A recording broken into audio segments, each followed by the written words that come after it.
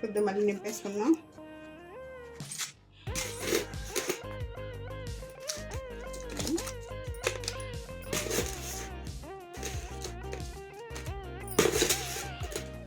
ఇలా పెట్టుకోలేక